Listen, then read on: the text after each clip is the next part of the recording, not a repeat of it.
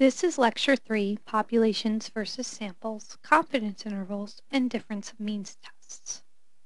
Throughout the rest of your graduate career, you will be using statistics to determine if an independent variable has a statistically significant impact on a dependent variable.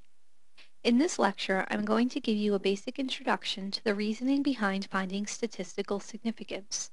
Although this is just a basic introduction, this lecture will probably be a bit hard to understand at first. So take time to watch the lecture slowly and give yourself time to think more deeply about the material. By the end of this lecture, you should be able to understand why it is difficult to make inferences from one sample, be familiar with the z distribution, be familiar with the t distribution, know how to calculate confidence intervals around the sample mean, and understand the intuition behind a difference of means tests. So as we discussed in the previous lecture, one of the goals we have when we collect data is to calculate statistics so we know what the typical cases in our population look like. For example, let's say we're interested in examining data on the percent of people living below $2 a day in all less developed countries, or LDCs. We would want to know how many people typically live under $2 a day in LDCs. In this case, our population includes every single less developed country. In an ideal universe, we would be able to collect data from our entire population of cases. I collected data for this variable from the World Bank, and it turned out that the population mean, mu, is 34.8. So on average, 34.8% of people live below $2 a day in less developed countries. Unfortunately, we normally are not able to collect data on every single subject in our population. It may be very expensive and/or time-consuming to collect data for every subject. The data may not even exist for every single subject. As a result, we normally work with samples. Our samples include a subset of subjects from our population. We assume the statistics we calculate from our sample, such as the sample mean, approximately reflect the population parameters, such as the population mean. For example, I drew a sample of 10 random countries from the LDC population, and the mean of the sample, x bar, was 29.4. As you can see, 29.4 is lower than 34.8.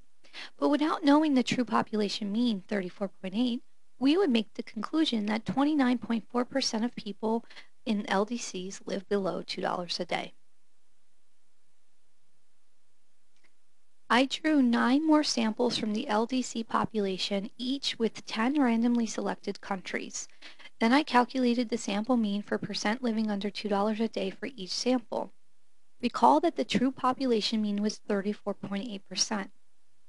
As you can see, sometimes the sample mean is less than the true population mean of 34.8%.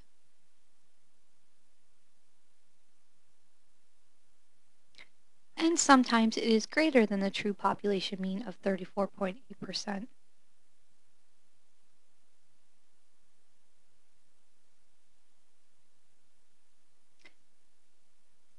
As a result, we would make differing conclusions about how many people in LDCs live below $2 a day. In one extreme, we could say that only 19.6% of people live below $2 a day, and the other extreme is that 46.7% of people live below $2 a day. So, our sample means do not always equal our population means. This is a problem because we use our sample mean to estimate our population mean. We make conclusions based on this limited information. We have similar issues when estimating variance and standard deviation. Recall that these statistics tell us how our data are distributed with respect to how often observations deviate from the mean. Our population standard deviation sigma does not always equal our sample standard deviation s. Instead, our sample standard deviation is always greater than the population standard deviation. Fortunately, statistics allow us to confidently make inferences about our population from our samples. Let's say we wanted to estimate the mean of a population. The central limit theorem tells us that if we took an infinite amount of similar size samples from our population and took the means of all of those samples, the distribution of those means would be normally distributed, and the mean of the normal distribution would be the true population mean. This is what a normally distributed variable looks like. On the x-axis, we have the values of the observations. Here's the mean. Here are observations that take on values 1 standard unit above the mean, 2 standard units, and 3 standard units. Here are observations that take on values 1 standard unit below the mean, 2 standard units below the mean, and 3 standard units below the mean. The y-axis tells you the percentage of cases in the variable that take on these values. So when a variable is normally distributed, about 68% of observations take on values that are plus or minus 1 standard unit above or below the mean. About 95% of observations take on values that are plus or minus 2 standard units above or below the mean. And about 99.7% of observations take on values that are plus or minus 3 standard units above or below the mean. Note that standard units take into account standard deviation and sample size, which we will discuss later. So applying the normal curve to the central limit theorem, this tells us that 68% of the time, when we draw a sample mean, that sample mean is going to be within plus or minus 1 standard unit of the true population mean. So more than half the time, our sample means are close to our true population means. In addition, this tells us that 95% of the time, when we draw a sample mean, that sample mean is going to be within plus or minus 2 standard units of the true population mean. And 99.7% of the time, when we draw a sample mean, that sample mean is going to be within plus or minus 3 standard units of the true population mean. So using the concept of the central limit theorem and normal curves, statisticians created 2 distributions, a z-distribution and a t-distribution, that allow us to apply the conclusions from our samples to our populations. The z-distribution is a hypothetical normal curve with a mean of 0 and a standard deviation of 1. This is a useful distribution because it allows us to transform any ratio level variable onto the exact same normal curve. We are not going to get into the calculation here, but when you transform any ratio level variable onto the z-distribution, the mean of that variable becomes 0 and the standard deviation of that variable becomes 1. So you could have a variable that is measured in millions, and when you transform it into a z-distribution, the mean would be 0 and the standard deviation would be 1. The same could be said for a variable that is measured in decimals, ones, hundreds, or thousands. When you transform it into the z-distribution, the mean would be 0 and the standard deviation would be 1. This allows us to place all of our variables on the exact same scale. And remember, the z-distribution is normally distributed. The z-distribution allows us to calculate a confidence interval around a mean. So instead of making a specific estimate for our population mean, we say the mean is within a certain range. While we know that it is unlikely that we would have a sample mean that is exactly equal to the population mean, we know that it is likely that we produced a sample mean that is close to it. So the range allows us to predict that the true population mean might be slightly lower or slightly higher than our sample mean. Now, there are many assumptions underlying the z-distribution that we will not get into this lecture. However, one assumption you should know is that the z-distribution generally assumes we have a large number of observations, about 1,000 or more. Often, we do not use that much data. We often work with datasets that have 50 to a couple hundred observations. Hence, we cannot justify using the z-distribution to help us apply our sample statistics to our population. Instead, we use something called the t-distribution. It is really t-distributions since there are several of them. They are similar to the z-distribution, except they take into account that we have smaller sample sizes with a smaller number of observations. When we have a small number of observations, we are less confident that we can make an accurate prediction about what our mean is. When we only have 10 observations, that is not a lot of information. We are likely to get a sample mean that is not reflective of the true population mean. In contrast, a sample size of 100 gives us more information and we're more confident that our sample mean is close to the true population mean. This image shows you how t-distributions take into account sample size. Here is a z-distribution in blue, which assumes we have a large number of observations. The z-distribution assumes that the true sample mean is close to the population mean, indicated by the small variance here. Observations are close to the mean.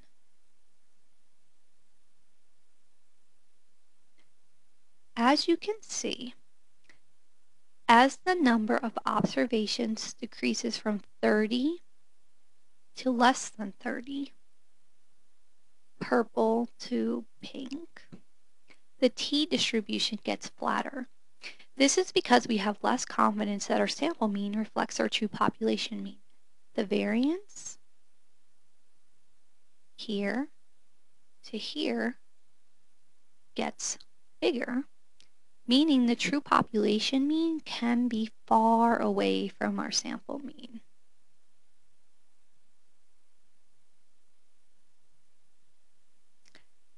Now I'm going to show you how to use the t-distribution to estimate a population mean. To do this, we calculate a 95% confidence interval around a sample mean. The confidence interval allows us to make a low estimate of our mean and a high estimate of our mean. I will use the following data to demonstrate how to calculate a confidence interval for a sample mean. Imagine I collected data on the percent of people living below $2 a day in 10 less developed countries. The first step in calculating confidence interval is to calculate the sample mean of the data. The mean of this data was 29.4.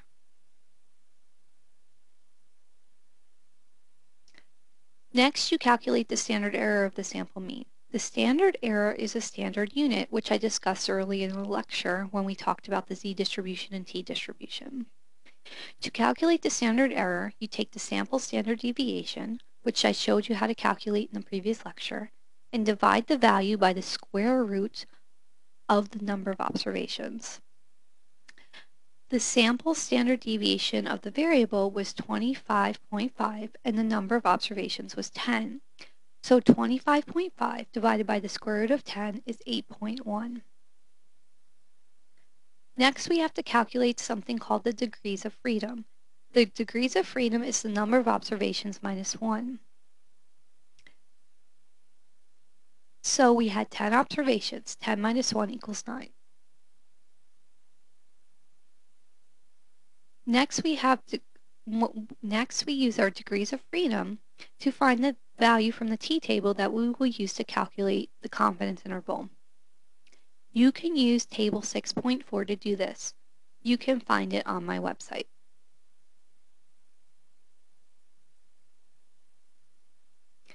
On the left-hand side is your degrees of freedom rows. There you will find the row that corresponds to the value of your degrees of freedom. If the value is not listed, you choose the closest lowest number. Since we have 9 degrees of freedom, we choose the 9 row. After you choose the right row, you must find the right column. The column headings tell you the percentage of cases under the top portion of the t-distribution curve. We can also say that the column headings tell us the percentage of cases under the bottom portion of the curve as well. Since the normal curve is symmetrical, we can apply what is up here to what is down here. So for the 0.05 column, it is 0.05 up here, or 5% under the upper part of the curve, or 5% under the lower part of the curve. Although the table only focuses on the top part of the curve, we want to know the area under both ends of the curve because we are calculating a lower bound of a confidence interval and an upper bound of a confidence interval. That means that if we were examining the area under the top and bottom of the curve, and we chose the 0.05 column, we would have 0.05 in the upper half of the curve and 0.05 in the lower half of the curve. If we add 0.05 and 0.05 together, we would have a total of 0.10 under the curve.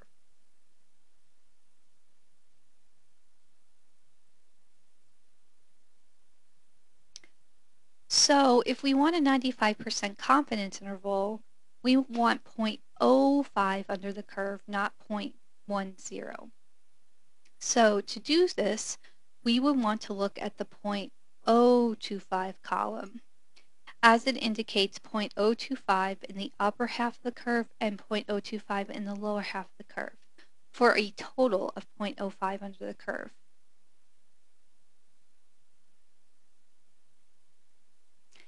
So we will use the 0.025 column for a 95% confidence interval. So we use the 0.025 column and the 9 row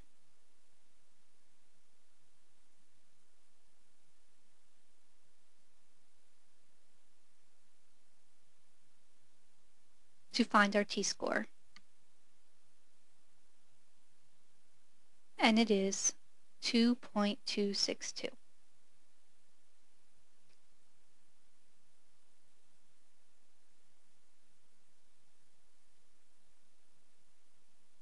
Now we have all the information we need to calculate our confidence interval. The lower bound of the confidence interval is the sample mean minus the t-value times the standard error. In this case, the calculation would be 29.4 minus 2.262 times 8.1, which equals 29.4 minus 18.3, which equals 11.1. The upper bound of the confidence interval is the sample mean plus the t-value times the standard error. In this case, the calculation would be 29.4 plus 2.262 times 8.1, which equals 29.4 plus 18.3, which equals 47.7. Now we can say that we have 95% confidence that the true mean of our variable lies between 11.1 and 47.7. Or we can say we have 95% confidence that the true mean of our variable is 29.4 plus or minus 18.3. Note that this 18.3 is just the t-value times the standard error. To calculate confidence intervals in Stata, all you have to do is type in CI variable name into the command box and click enter. The output should appear in the output window. As an example, I will use the stats review dataset and calculate the confidence interval of the party control over candidate selection variable. I type in CI can select into the command box and press enter. The confidence interval is 4.097927 to 4.329632. Another use for the t-distribution is a difference of means test. In a difference of means test, we divide a variable into two groups based on a certain characteristic, and we can determine if the mean of those two subsamples are statistically different from each other. I'm not going to go into detail of how to conduct a difference of means test in this lecture. Instead, I'm going to go over the intuition behind the test. This will help lay a good foundation for conducting significance tests in regression, which is the subject of lectures 5 to 7. Consider the following hypothesis. There are more people living below $2 a day in dictatorships than democracies. Whenever we want to determine whether there is a difference in the mean of two subsamples, we begin by writing two hypotheses, a null hypothesis and an alternative hypothesis. The null hypothesis always states that there is no difference between the means of two subsamples. The formal way to write a null hypothesis is to write H subscript 0 colon X subscript 1 bar is equal to X subscript 2 bar, or the mean of sample 1 is equal to the mean of sample 2. Using the argument from earlier, the null hypothesis would be there is no difference between the means of people living below $2 a day in dictatorships and democracies. Here it is stated formally. Next, you have to write an alternative hypothesis.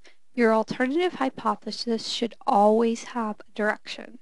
So either it should state the mean of sample 1 is greater than the mean of sample 2, or it should state the mean of sample 1 is less than the mean of sample 2. The formal way to state the alternative hypothesis is to write H subscript 1 colon X subscript 1 bar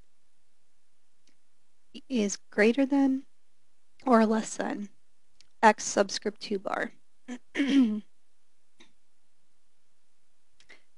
Going back to the original argument, our alternative hypothesis would be the mean of people living below $2 a day in dictatorships is greater than the mean of people living below $2 a day in democracies. Here it is stated formally.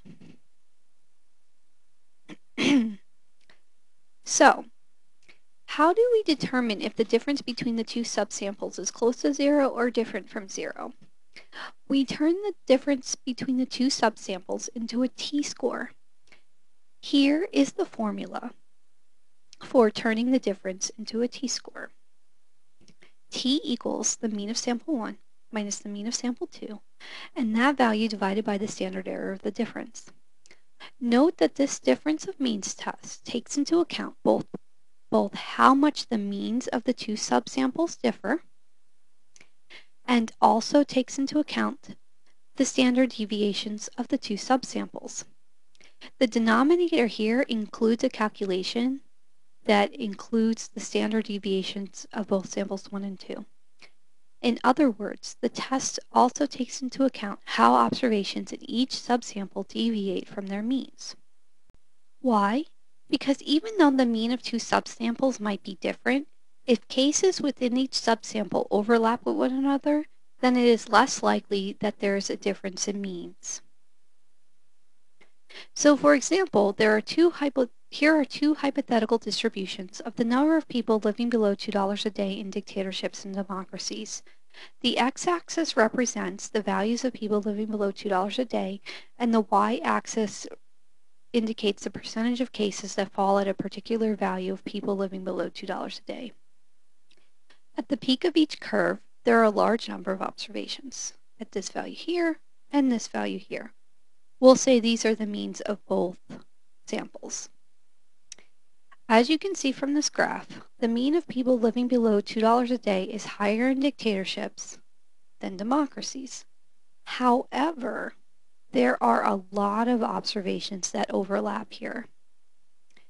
So the means of these two subsamples may not be statistically different.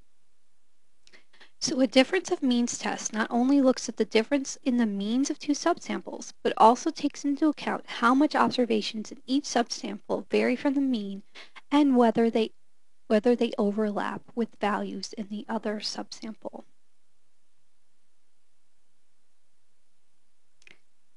After we turn our difference into a t-score, we want to know if our t-score is close to 0 or far away from 0. Recall that the mean of the t-distribution is 0, and 95% of the values in the t-table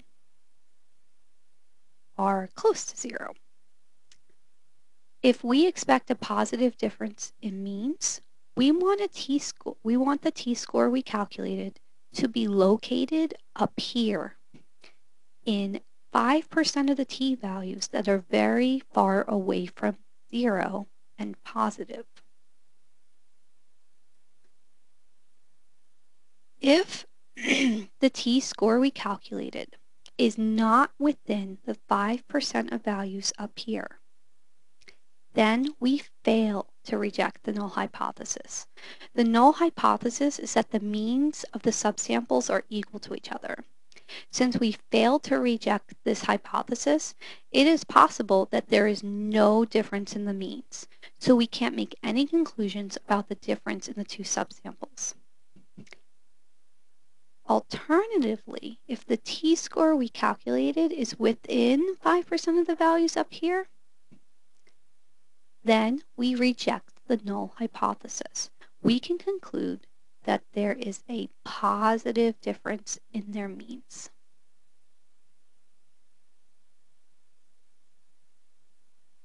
So going back to the original example, I expected there to be a positive difference in the mean of people living below $2 a day in dictatorships and the mean of people living below $2 a day in democracies. Imagine the t-score I calculated did not fall within the 5% of t-scores well above 0. I would fail to reject the null hypothesis. I would not make any conclusions about the difference between the mean of people living below $2 a day in democracy and the mean, or in dictatorships, and the mean of people living below $2 a day in democracies. Alternatively, consider this second example. What if the t-score I calculated fell within the 5% of t-scores well above 0?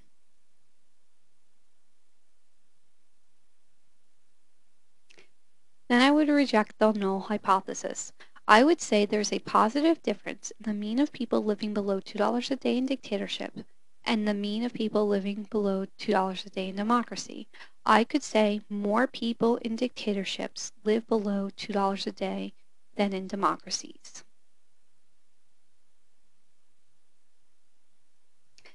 The aforementioned examples focused on a positive difference in means.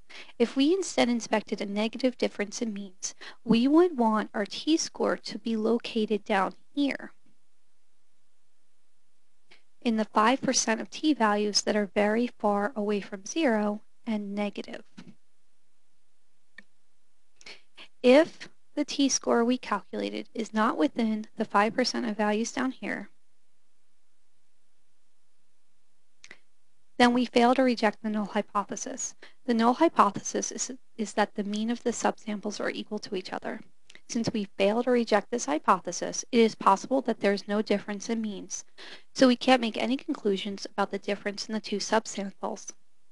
Alternatively, if the t-score is within the 5% of values down here, then we reject the null hypothesis.